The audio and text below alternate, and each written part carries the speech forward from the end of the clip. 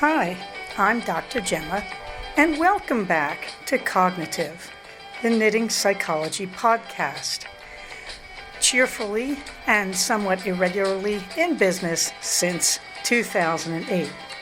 Segments today may include what's on my hooks, needles, and spindles, a strategy, something I really like, put a lid on it, oh shoot, and blather. So sit back, put your feet up, pick up your knitting, crocheting, spinning, weaving, or dyeing, or any other yarny thing you're doing, and get ready to enjoy. Hi, it's Dr. Gemma, and this is episode 73 of Cognitive. And I think this might be a short one too, because it's been pretty rock and roll around here. So I hope you don't mind, but I at least want to touch base with everybody. I think the moon is blue because all sorts of strange things have been happening. One of them is I can't seem to update the show notes on Ravelry. I can put them in, but I can't get the links and the pictures in. It's not accepting my HTML script. So I tried to mount episode 72, last week's, what was it called? Chief Dog. And could not really do it well. So I apologize. If you want to see the show notes right now, you have to go to the blog, cognitivepodcast.blogspot.com, and I will try to rebuild the HTML and figure out what's going on there, because I'd really like to be able to load the notes to Ravelry. I know a lot of you get them there. In the meantime, my warm thanks department is really, people keep writing birthday wishes to my son. So more warm thanks to everybody who sent those birthday wishes. We had a kind of wake-up call that he is 16, and my husband, off the cuff, made a comment about his age, and I suddenly realized we have to get a move on, because he's going to be an adult, and he's going to cost extra money to take places, so the blather should be interesting. In the meantime, now that we've gotten through the boys' birthdays, I'll be back to them in the blather. The COVID information is still on the site. It is still on my show notes. And I did get my 4th COVID shot. And that was big nothing. I got online. I made an appointment at CVS Pharmacy. And then said, oh, bother, no. I was sitting in front of one CVS. They didn't have any open appointments. Rather than drive all the way across town, I just walked in and said, anybody want to give me a shot? Turns out they did. I have had all Moderna shots. And nothing happened. I posted a joke post on Instagram because I found this beautiful meme of a Black Panther that had been touched up artistically, like you need to do that, like they're not beautiful enough, but given red eyes. And it just cracked me up because I thought, yeah, this is what everybody thinks happens. Get too many COVID shots, you turn into some sort of raging animal with red eyes. So it's there. It's a joke. But I could not resist the humor of it, because I'm so tired over all this fuss about the COVID boosters when, look, guys, I don't know where we are at 100 million people. We've all had the shots. We're all doing just fine. Anybody out there still resisting the shot? Evidence isn't meaningful to you is all I can say. I have not yet seen if it's updated on my Healthvana record, but I'm looking forward to that. My last booster was from CVS, and it did automatically update on my card online that showed my shots, so I'm still working on that. What's on my hooks and needles? Well, not much happening there for reasons I will get to. The don't know yet. I think I've said before April 10th is 100 blocks day, but I'm at April 7th as I record this, and I'm pretty sure I've got 100 blocks, and I am just ripping through the yarn and having a great time. Mathematically, I keep thinking that I don't possibly have enough. I can't possibly have enough yarn, and yet the box is still full. So we'll see how that goes. But I'm having a lot of fun. I get different amounts of blocks from different colored skeins, even though they're the same yardage. Somebody explained that to me. When I did the black, I got 10 blocks out of the black. I just did a sort of butter yellow. Notice how now, a year later, after doing the temperature blanket all last year, I have totally forgotten the color names. It's sad, but it's true. But anyway, that gave me like 8 blocks. So I don't know what's going on. They're all the same size. You can hold all up together and see. And I'm slurring my words for a very simple reason. I just ate Rebel ice cream. I don't know what to tell you. I've got ice cream mouth. My tongue is sticking to my teeth. Nevertheless, we are at about 100 blocks on the Don't Know Yet, which is exciting. It is 2 bags, 2 little carrier bags full of blocks. And it's just really cool to have this many and a little intimidating. But we'll see how it goes. I think I've told you the game plan is to do a 19 by 19 block square, which should be easily king size. And I'm kind of excited about that. The Noro Heart scarf, I swear I'm going to do it someday. I just haven't had any downtime to do it. And the same would be true about the Pennsylvania Dutch embroidery. I picked out one little part of it, and it's sitting here at my feet, and I just have not made myself sit down with it because I am knitting like a house on fire on Twin Faces brick. That is in Malabrigo Rios. The colorway is Cherries in Espanol, Cereza. And it's beautiful. However, I am alternating skeins. And you know what I got? At the top, I got a bright stripe, big bright stripe. In the middle, I have a big dark stripe. At the bottom, you can see that I have every other row striped. This is the weirdest pooling I have ever seen. I swear to you, I went to alternating yarns right at the base of the front of the neckline. So I keep looking at it and thinking, do I pull it all out? Because it looks okay. It looks intentional, which is even weirder. And also, this is with me alternating skeins every 2 rows. Every now and then I'll vary it and put in like 3 rows just to keep it from looking too obviously striped, and it didn't work. So I'm looking at it and going, okay, that's a lesson learned about this colorway. This reminds me very much of what happened with Archangel when I did my brick in that. Same thing, that even with a semi-solid, one set of skeins is tinted darker than the other. I didn't notice it on the skein, but I'm noticing it now. At any rate, it's very pretty, and it's a perfectly good sweater, and she'll probably think I did it on purpose. Yay. So I've got the body just about done. I'm down to the ribbing, which I believe, I can't remember if it's a 1x1 or a 2x2 on this one, but you do it on the smaller needles, which I'm kind of thinking maybe I'll do a 1x1 and not go to the smaller needles. Oh, maybe I'll go to the smaller needles. It's hard to know. I don't have her around to measure, but I can measure the sweater I've got so far against the measurements I took off her finished vest. And so it looks good. I mean, it looks pretty good. It's just, okay, color pooling. I don't quite know what to say. I am skeening up the Wales Road to do a brick for myself, and I think I'll be taking a really close look at that, and it seems to really vary much more in its color, that it goes from a very dark royal blue to a purple, a kind of muted purple. And so I'm just going to keep switching skeins and telling myself this should work on it.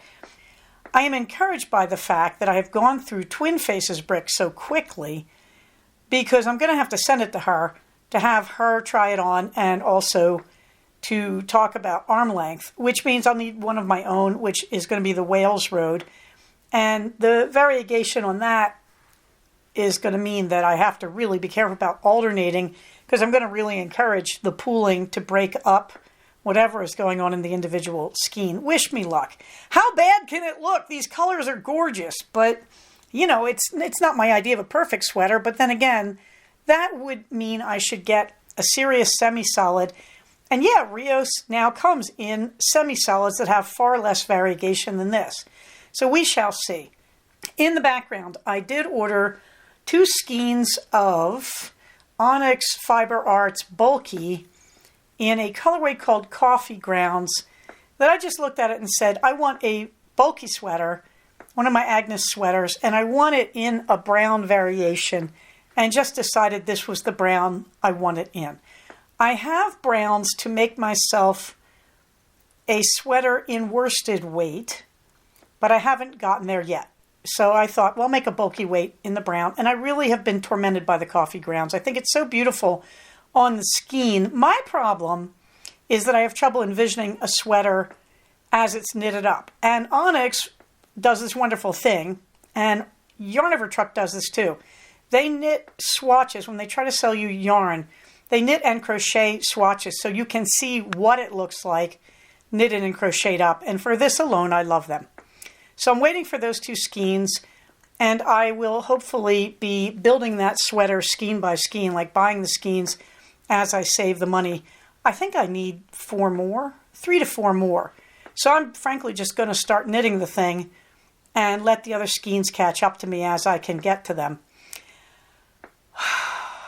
I should never eat ice cream before an episode. My lips are just stuck together. This is going to be the worst editing job. Let's move on to a strategy. So I was talking about emotional management strategies, and as a means of doing that, I was going over the hexagon used in ACT skills to talk about what it is that brings people to therapy and what the core tasks of therapy are. And this, to me, fits under the DBT logic of emotional management, overall self-management.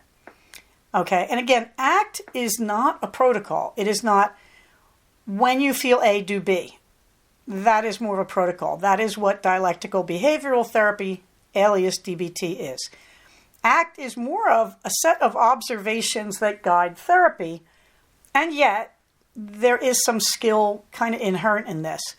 So last week we talked about thought diffusion. This week we're talking about context. Now, it is very hard to separate the 6 ACT skills, so let me warn you, you will hear overlap. All right, so context is, who am I right now? And it's very easy to point out. It's very easy to explain. Here it is, 3:36 p.m. on a Thursday afternoon. And I am 61 years old, okay? And it's April 7th. So I can show you context really easily. 10 years ago, in 2012, I was working for the Mallard, and right now on a Thursday afternoon, I probably would have been in Los Angeles, sitting in his office seeing patients. And I wasn't doing DBT, although I was doing Cogby in those days. So I wouldn't be doing this at all. I was doing the podcast, and I imagine you can look up those episodes somewhere in the internetiverse, but I wasn't doing this. I was doing the old series. And at this time of year, what would I be doing? I would have been kicking up the planning for the next cognitive fiber retreat, something I'd love to do again, but I'm not sure if I have the following to do right now. And let me think, my son would have been 6 years old. I would have been taking the train home today. Wow, we would just about have been getting Eleanor, and my son would be breaking his arm. In fact, I think his arm about 10 years ago today was in a cast. And I'm trying to remember when we got Eleanor. I think she's in Aries, so I don't think we got her till midsummer. So obviously, I'm not doing those things right now. Okay, if you go back 20 years, 2002, I would have been sitting in my office in Palmdale, actually in Lancaster, California, a newly licensed therapist, and I would have just started studying quality assurance for the Department of Mental Health. And I'd be taking over a chain of clinics that I'd be doing QA for. And I think I only had 10 patients a week. So I would be in a totally different location than I was 10 years ago, and totally different location than I am now. The idea that I would work from home would have blown my mind. I really would have had my license for about 60 days 20 years ago. If I go back to 1992, I would have been a college professor in Eastern Washington. At this time of day, I probably was sitting in my office doing office hours or working on research. That's 30 years ago. And, you know, if you go back 40 years ago, wow, let me think, 82, I was finishing my master's at the University of Edinburgh. In fact, I actually would have been graduating from college. Wow. My father would still be alive. He would be hospitalized with his problems. Wow. Okay. So what am I telling you? That context means everything. I'm doing different things at 3:39 p.m. on the afternoon of April 7th. I am in those different contexts. I might be in the Philadelphia region. I might be in University of Pennsylvania dorm. I might be at Washington State University in Eastern Washington in Pullman, or I might be in an office in Palmdale, California, or I might be right here. And boy, have I had a weird life when you look at it this way. The idea is my location and what I'm doing right now is all based on my context. My current context, I'm a 61-year-old happily married psychologist who is able to work from home thanks to a pandemic, which in all these other episodes of my life I never would have anticipated at all. Okay, so what I am and what I do is based on my context. The reason that is important is it means at different times in my life, I might be doing very different things. And some things that I would do in a different context would be completely wrong for me to do in this context. The easiest example, imagine those Ukrainian grandmothers standing in the street of Kyiv offering sunflower seeds to soldiers, saying, put these in your pocket so that when one of us kills you, you'll at least grow some flowers out of your body. Yeah, tell me Granny ever expected that in a different context. Tell me that Granny, these old ladies, God bless them, ever woke up one morning and said, you know what I think I'll be doing someday? You know, that's context. You would never think of yourself looking at a young man, a soldier, a foreigner, standing on your street and having this discussion. Talk about context, right? Talk about context. So the important thing is you are a person in context, and this relates to thought diffusion. You say, I am such and such. I am my trauma. I am my tragedy. And you say, for example, oh, what's an easy one? Well, I'm hypersensitive. I'll use that. I'm hypersensitive. So that is it. That is who I am. That's ridiculous. I have that personality trait, but I am not hypersensitivity. I simply have it as a subset of me. And that varies based on context. In my current context, I'm a perfectly happy person blathering away at you, right? But in another context, I might be experiencing my own hypersensitivity. Maybe I'm with somebody who I think is important and I suddenly realize they're displeased with me. Okay, sure.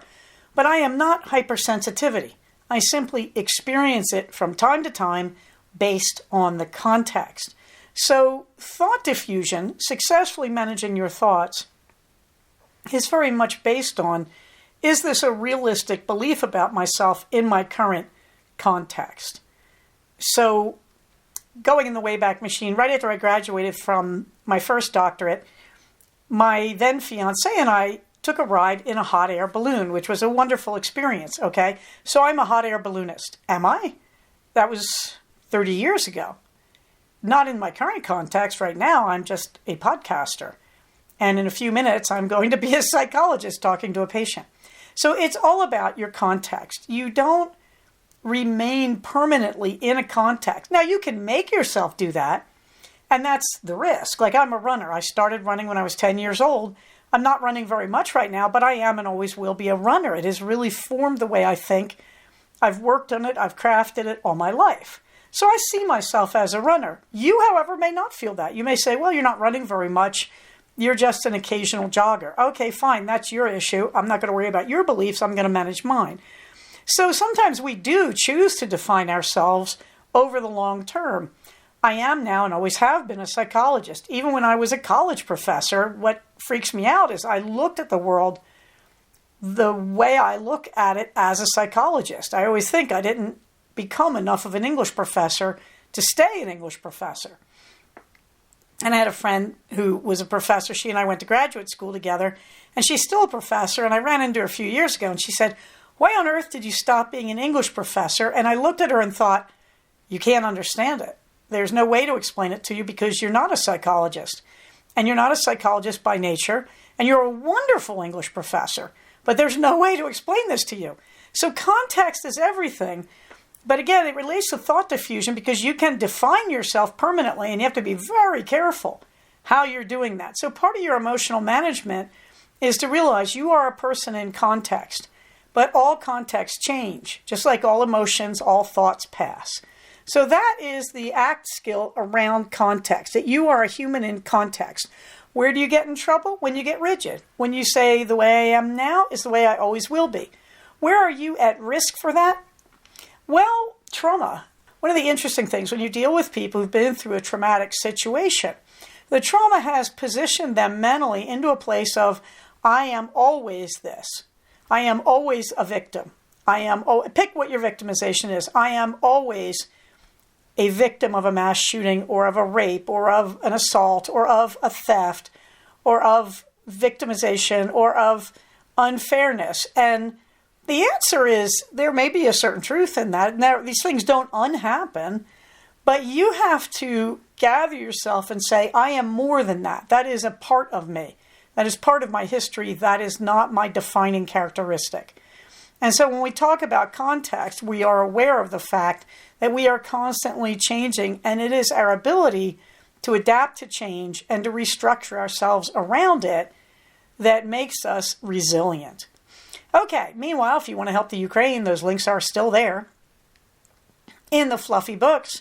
I can't believe I lived to say this, but I am listening to Mansfield Park at night when I go to bed, over and over. Now, I'm kind of on this crusade for the Jane Austen novels to help me sleep, because when I want to sleep, if I wake up in the middle of the night and I hear it still running on my headphones, I know exactly what time of night it is by where I am in the book. So that was really easy with Persuasion. And Persuasion is just the right length. It's a little over 8 hours on Audible. And then I went to Sense and Sensibility. That's more like 12 hours, but it worked really well. Well, Mansfield Park is like 17 hours. I'm reading the version read by Juliet Stevenson. And Mansfield Park is probably the book of Jane Austen's that least impressed me. I don't like Emma that much, but I understand its greatness. Mansfield Park, I'm still working my way through. And Mansfield Park, to me, feels like the closest to the romance books being written by other people in Jane Austen's age. Like, in many ways, I feel like she's trying to write that kind of romance. Now, you think you would say that about Northanger Abbey, but Northanger Abbey has always felt more economical to me than Mansfield Park. However, Mansfield Park is really interesting. You can see Austen getting closer to major economic and social issues of her time. So it needs a lot more thought, is what I'm really saying. I realized listening to it, I've never liked the heroine, Fanny Price. I appreciate what Austen's trying to do there, that she's trying to talk about a heroine who's not heroic, who just holds the course. And she's talking about sort of quiet steadfastness versus courage as her other heroines manifest. So anyway, I'm working my way through Mansfield Park over and over. I probably listened to it now 6 or 7 times end to end in its entirety. And I'm still thinking about it. And that's the tribute I would give it, is you just know there's a lot more there. When I listened to Persuasion this way, I was stunned at how much more I got out of it. Sense and Sensibility, Emma Thompson did the hard work for me there. If you see the movie Emma Thompson wrote and Ang Lee directed in 1995, you're pretty much going to get Sense and Sensibility. Sense and Sensibility is also about radical acceptance. The whole theme of the movie is radical acceptance and the ability to control oneself using cognitive strategies based on the ability to radically accept. Mansfield Park, I just need to listen to. It's very dense. There's a lot of it, and it's very rich. Let's put it that way. Something I really like, Ken Burns did a film, 2 films really, 4 hours, on Benjamin Franklin. And they're running on PBS, which is just pbs.org. And they're at a point now where you can stream them for free on the internet. And the first one is very interesting, the first 2 hours, where it's before the American Revolution. The second 2 hours, I think it's just called An American, is amazing. It really is amazing. It's done very well, as Ken Burns films tend to be done very well. And he certainly dug up the imagery, the research, the writing. A little bit of a miss, talking about Franklin and race. Franklin is very interesting about race because he changes his mind midstream. He becomes an abolitionist. And the way they present it is choppy. Like, look, he has slaves. He's horrible. Look, he has slaves. He's horrible. And they would keep circling back to that. Now, mind you, I think having slaves is horrible, so I'm okay with that. But I feel like there's an obvious progression in Franklin's thought that bears more study than they give it. Because suddenly, midlife, he writes about slaves, and he writes about the thing that they're doing in the South, which is factory slaves. That you don't just have one or two house servants, which is how slavery plays out mostly in the North. He's writing about, wait a minute, we could be bringing thousands of slaves up here, turning them loose in the fields and the factories, and there would be no personal relationship whatsoever between the person, I can't find a good way to say this, so I use the insensitive term, the master and the slave, that there's something being glided over there that deserves more study, is what I'm saying. And it's a major issue in Franklin's time, and it does affect his thinking. And that is the idea of what happens when you say, I have a slave, they live in my house, we dress them like us, we educate them because they are basically going to meet the people who come to our house and they represent us. So we want them educated, well-spoken, we want them to present well. What is it, what happens when you take that and say, no, we'll just have 500 slaves and they will till and work our fields. And I think slavery is just bad. I'm not going to defend slavery. But I think it is that difference that makes Franklin turn around and look at slavery and say, what are we doing? And so midway through his life, he actually writes a study on the economics of slavery in which he says it doesn't make sense to have the field/factory type slaves. That doesn't make any sense economically. And good for him. How you can avoid the humanity question is beyond me, but all right. But then, the idea is then from there, when he's out of the country, his wife starts patronizing a school for black children. He comes back from England. He meets the kids in the school and he says, oh my God, I've been wrong. These are real people and slavery is just wrong. They're as good as we are. They're as smart, as eager to learn, So he has this kind of turnaround, which is very nice. Wish it had happened a lot sooner. And it's a delicate issue. But that progression of how do you move from you grow up in a culture where you think this is A-okay, and then you gradually learn and develop and change. I'm interested in that progression. And I feel that the series is very abrupt with that and could have given it more speed. And why do I care about that? Because if you're going to combat any of the isms, racism, classism, religiosism, I don't know what to call that, sectarianism, if you're going to combat that, then we have to be looking at the people who successfully change. What is it that is driving that change? And I feel like there was room for thought on that topic in this. And it's not an easy thing to say, how do you think of this guy? Because he was, had slaves. When he got affluent in Philadelphia, he bought slaves. And so hard to love him. But there is a process of change that I'm interested in as a psychologist. I do not want to use it to say, so that makes everything okay, because I really don't feel comfortable saying that. But that was what I felt got sped by. I felt that there could have been more on this issue, and it would have been very interesting. And I don't know if they need to bring in a psychologist for that or what. But it's a very thought-provoking series. And once they get in the revolution, so far, I'm halfway through that episode, they're not talking about race. And I sort of feel like, guys, where did it go? Hello? We know the names of people of color who fought as patriots in the American Revolution. Where'd that go? Where'd that whole discussion go? What does Franklin think of that? He's over in France. He's negotiating. Is he thinking of it at all? Nonetheless, I really did like the Benjamin Franklin series by Ken Burns, the 4-hour films.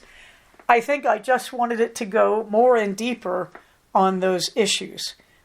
Okay, meanwhile in the blather. Well, I sprained my back, so I'm in pain, so it's getting better, but I sprained it Saturday, so it's been about 5 days, and I am really improving a lot. Fortunately, it seems to only have been in the muscles, so it's been a lot of aspirin and ouch, ouch, ouch, ouch every time I move. So that's partly why I'm eating a lot of ice cream to feel better, and fortunately it's Rebel ice cream, so it is keto, so I've been just coaxing myself along. Have been seeing my patients. The pup date, she started chewing. Ever since we got her neutered, now she's chewing on things. So we're working on that, giving her chew toys and trying to limit her access to the house and trying to redirect her when she chews. It's been a problem, and we're just working on it, is all I can say. But that also led me to realize that now the boys know, since both their birthdays have gone by, they know that we are going to Yosemite in September, to the more popular West Edge, to show them the big sights that you see on all the postcards. And so I have now been taking on my responsibility as the giver of the gift to both of them to make sure that we have all the arrangements we need, which right now is getting all the dogs all their shots so that I can give the paperwork to the kennel. Eleanor goes for a major groom on Sunday, so I will be carrying up all the paperwork showing all their shots to get that. I took Tuesday afternoon off as a sick day, saying, well, I have doctor's appointments. Yeah, but they were for my pets. So I took Blankets and Eleanor to the vaccine clinic vet with Minerva in a carrier. And all I have to tell you is I am very lucky. I'm a better dog trainer than I thought these days because I managed to get them out of the car, into the building on leashes and in a crate all at one go and get them all their shots. So Eleanor has to get a rabies shot in September before we go off to Yosemite. But that's all been taken care of, back sprain and all. And also what day was it? Last Monday, I got my COVID shot. So, kind of reeling and dizzy and tired with the COVID shot and a sprained back. We all got to the vet. Yay, me.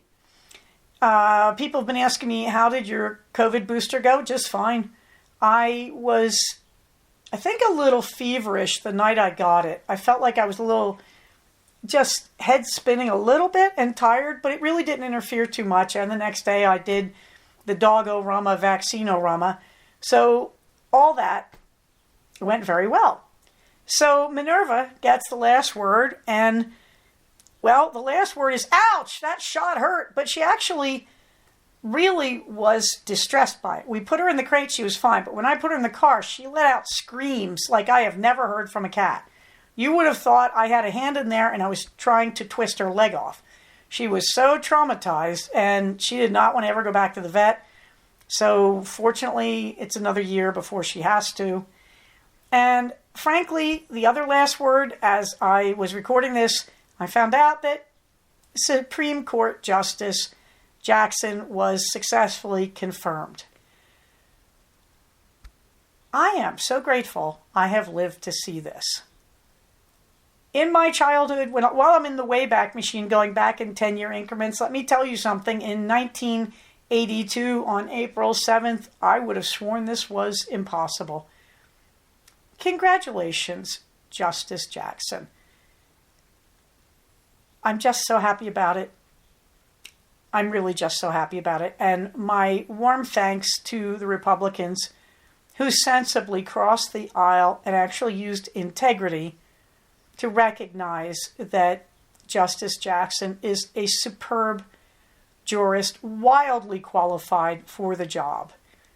I'm so deeply grateful for that. Okay, so now, everybody, remember, here we go. Get your booster. Distance yourself physically while doing online social togetherness. Wash your hands, wear your mask if you're in a group, and use your common sense. And most of all, everybody, please stay safe, take care of each other, and I will talk to you soon. Bye-bye. So we have come to the end of another episode of Cognitive. Please do not use this podcast to diagnose yourself. If you think you are having a mental health problem, please contact a licensed mental health professional. Show notes for these episodes can be found at cognitivepodcast, all one word, .blogspot.com. Episodes can be found at iTunes under the name Cognitive Podcast, but also can be found posted next to the show notes on the Blogspot page. Thank you so much for listening. Everybody, stay safe, take care of each other, and I'll talk to you soon. Bye-bye.